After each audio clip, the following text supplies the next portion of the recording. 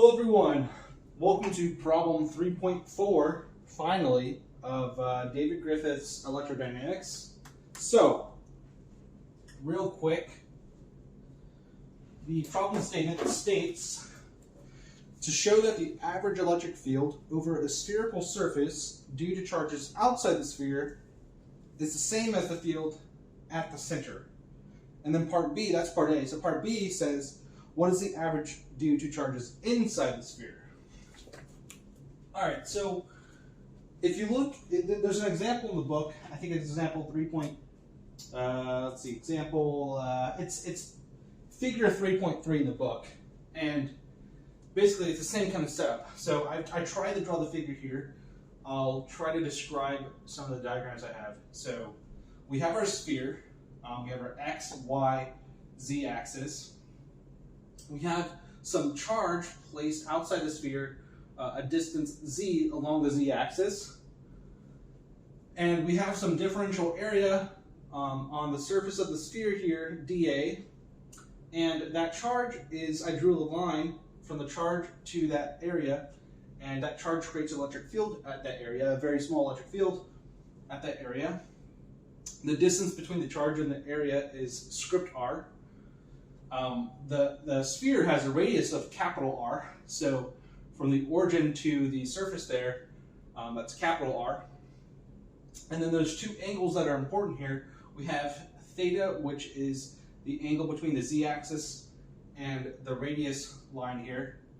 And then phi is the angle between the z-axis and the distance here from distance of script r here, that script r line, which is variable. So that angle is called phi.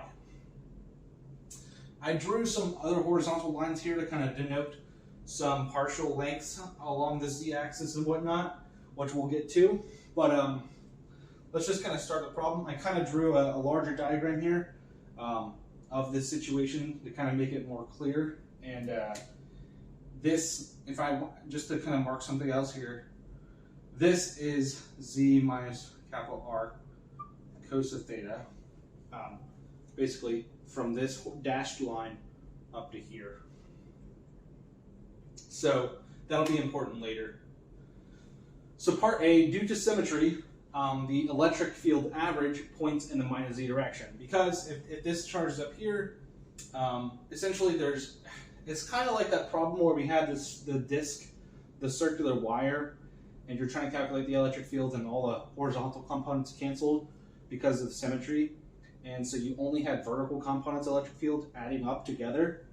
It's kind of the same thing where you could pick any surface area, you draw a line from this charge to any surface area in the sphere. You can find an equivalent surface area to make the horizontal components, so the x and y components cancel, and you'll just get the vertical components.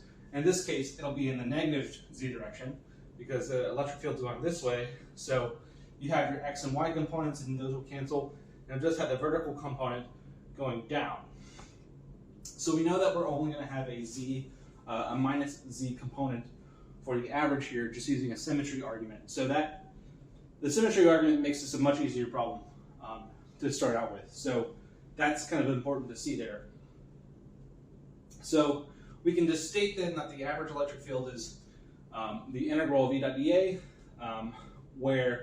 and then the average, we're dividing by 1 over 4 pi r squared, which is the total, we're dividing by the total surface area of the sphere. So plugging in our equations here, so we get the Q over 4 pi epsilon naught, Gauss's law, and not Gauss's law, but just Coulomb's law here, and the cosine alpha over script r squared, that comes from, so not cosine alpha, but cosine phi. So we have the 1 over r squared just from Coulomb's law, but the cosine phi comes from the fact that to get the vertical component of E, so if that's E, from here to here, the average electric field points in this direction at the surface area, but if we want the vertical component, then we need to take the cosine of that angle phi. So that angle phi, if you extend that down, like this, essentially. So if this is the surface area point, extend that down just using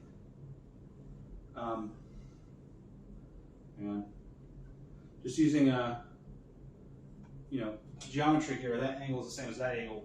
So the vertical component, this component, is the cosine of that angle. So that's why we're multiplying by a cosine there, and then we're just keeping the dA.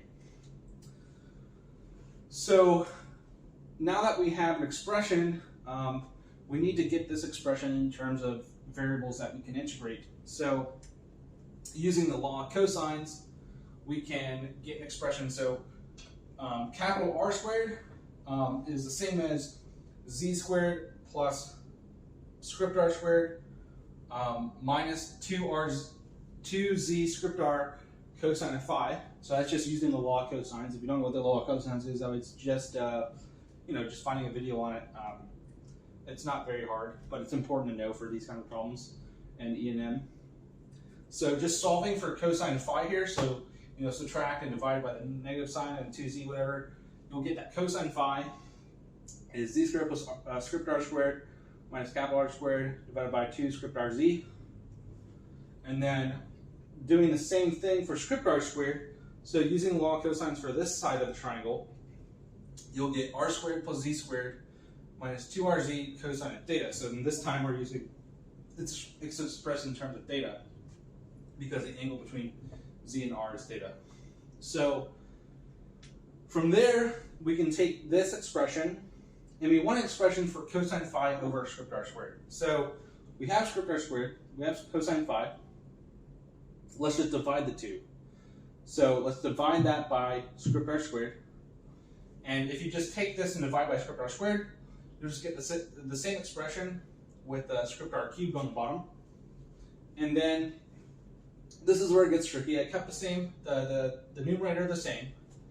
And script r cubed can just be written as what this expression here to the 3/2 power, because all this is saying, so script r cubed is like if you had, so script r squared, we'll just call this expression x. So script r squared is x, then script r is the square root of x, right? And so if you have script r squared times another script r, which would be script r cubed, that's the same as x times the square root of x, so that's just x to the 3/2 power, right? So that's how we got that expression. So that's just, we wrote what script r was to the 3/2 power there, and the 2 z's on the bottom. So now we need to get the numerator without, essentially we need to get rid of script r in the numerator. That's kind of the variable we're trying to get rid of and trying to get something in terms of theta. So we can take this expression, z squared plus script r squared minus r squared is equal to 2z script r cosine phi. That just comes straight from here. This comes from this expression, the one with phi in it. So that's just solving for that and then rearranging. So if you take r cosine phi, script r cosine phi, this is why I had to draw this over here. So script r cosine phi is the length between this horizontal line and here. So it's this length, because this is script r. So r cosine phi is just this vertical component here. So just this length. So that is the same. That length is the same as z, which is the total distance, minus r cosine theta. So r cosine theta, so this is r, so r cosine theta is the same as this vertical component here. So it's this distance up to that horizontal dashed line. So this distance above the horizontal dashed line is the same as z minus this distance, right? That just makes sense. So, oops. So we can get that part expressed in terms of theta now. So if we take that expression and plug it in for cosine phi and plug it back into our expression here, So we're basically replacing the numerator with this, and then replacing that section with z minus r cosine theta. What we get is this on the top, 2z times z minus r cosine theta, and the two z's will cancel on the numerator and the denominator here, and we're just left with this expression, z minus r cosine theta, divided by this to the 3/2 power, which we had before. So now we have an expression fully in terms of just theta, which we can then integrate in spherical coordinates. So we take that expression and plug it up here. So, we multiply our constants that we had. We had all these constants out here. So essentially we have our minus z hat outside, q over 16 pi squared, capital R squared epsilon naught. That just comes from these constants here if you just multiply them. Then we have our integration, and for our integral here, we've essentially replaced this whole expression with this expression in terms of theta. So plugging that in, and then our dA in spherical coordinates is r squared sine of theta, d theta d phi. And since nothing in this integral depends on phi, then we can just, the phi integral will just be the integral of d phi from 0 to 2 pi, because we're going around phi is the angle. I really should have actually used, this is out of force of habit. So let's just say I used phi for this angle. So really what I meant is, let's just use d alpha, okay? And then alpha here. Really what I'm trying to say is the angle, we're integrating around this angle, around the xy plane. We're going all the way around. Usually that's called phi. I used phi though for this angle. So I just realized using phi there is confusing. I could use phi prime, but anyways, let's just call the angle alpha the angle, along from the x-axis around. So anyways, integrating the alpha from 0 to 2 pi will just give you 2 pi. So we can just get rid of that integral and just plug in 2 pi. So that would cancel some of our constants. So the 2 would make that 8. The pi cancels a pi, so that's why we have that there. Then we do a u substitution. So we let u equal cosine theta. So du is minus sine theta d theta. And we plug that substitution in, and we keep, with that minus sign, we flip the bounds of integration. So originally, the bounds of integration with our new u sub is 1 to minus 1, because cosine of 0, which was our bottom bound, is 1, and cosine of pi, which pi is our top bound, or was our top bound, is -1. But we basically use that negative sign that will come replace this sine theta d theta and flip the bounds. So that's why -1 is up here and 1 is here. So plugging all of that in, we just get z minus ru over this expression with u to the 3/2 du, and the phi integral is gone because it's just the constant 2 pi. At this point, I just went ahead and used an integral calculator to kind of give me the answer to this integral. You can go and solve this integral manually. I would suggest, if you want to try to solve this integral for yourself, I would suggest starting here.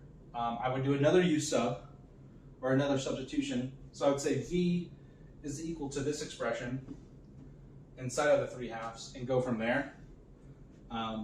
That's probably what I would do, but I'm pretty sure I've done this integral before on a problem way back.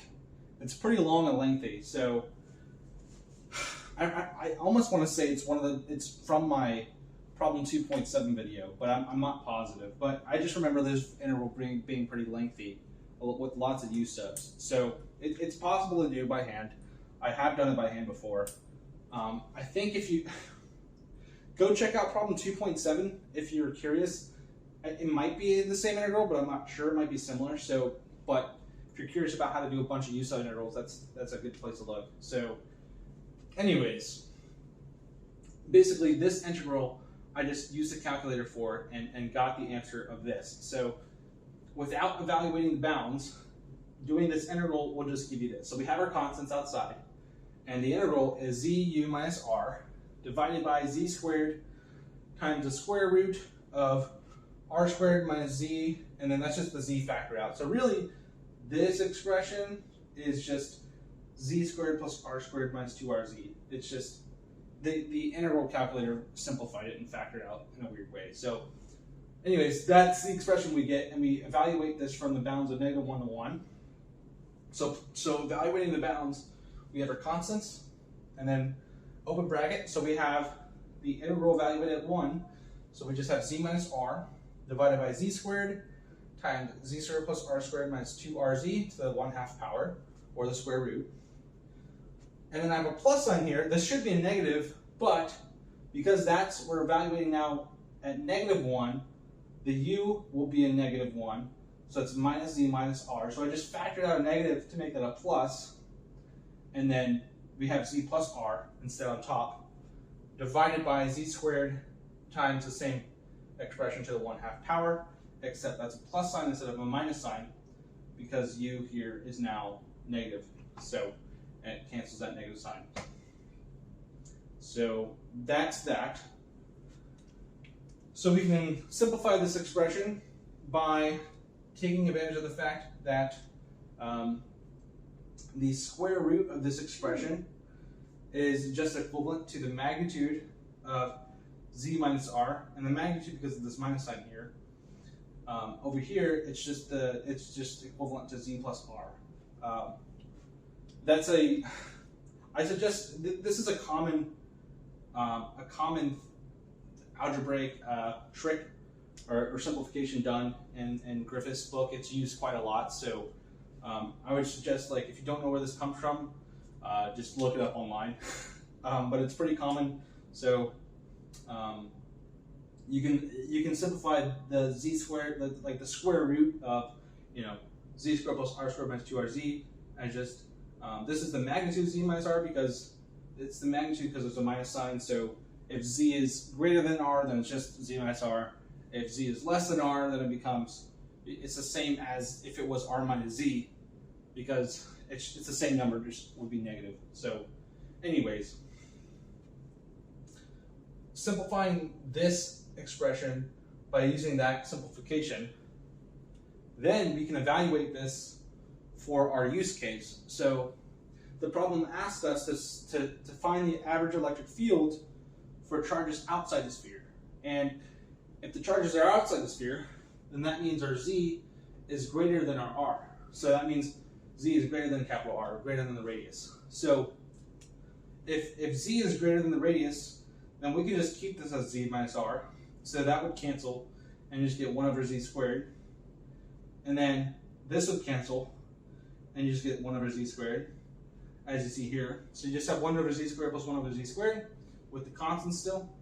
So that just becomes the constants, and then that just becomes 2 over z squared. So just doing the simplification, you get q over 4 pi epsilon naught z squared minus, and the minus z hat direction, which that is exactly the electric field that this charge produces at the center of the sphere. It's just 1 over 4 pi epsilon times the distance squared between the 2 points. So that proves the problem statement, saying that to show that the average electric field for charges outside the sphere is equivalent to the electric field at the center of the sphere. So that proves part A. Part B is saying, it just asks what is the average electric field for charges inside the sphere. So that's the case where z is less than the radius r, so that would put the charge inside the sphere. And in that case, this magnitude, so if z is less than r, then this would become a negative number. The magnitude of that would just be the same as if you swapped to be r minus z. Because z minus r, let's just say z is 2, r is 3, so 2 minus 3 is -1, but that would be the same. If you take the magnitude of -1, that's 1. So that's the same as if you did r minus z, which would be 3 minus 2, which is 1. So that's just we just flop that around, and what we get is, over here, the 1 over z squared and this plus 1 over z squared, that's the same, because those still cancel, but we still have our constants to the We can factor out the 1 over z squared, doesn't really matter, but this just makes it easier to show that this expression, z minus r over r minus z, is just -1. Because it's the same number, right? If you had z minus r over z minus r, that's just 1. But because it's z minus r over r minus z, one of them is negative. So you just get -1. So this becomes -1 plus 1, which is 0. So the average electric field due to charges inside the sphere is 0, as you can see here. So that's what part B was asking. So there's a lot going on here. I hope some of the simplifications I did didn't confuse you too bad. If there's some things that you're not understanding, you should be able to find some of the things online, like the simplification of the square root of this expression being like this. Anyways, if you guys have any questions, please let me know in the comments below. I'll try to answer them as best as possible. It's been a while since I posted any Griffiths videos, so hopefully this satisfies your quench or more solutions, and there should be more to come. So thank you guys for watching, and I hope you guys have a great day.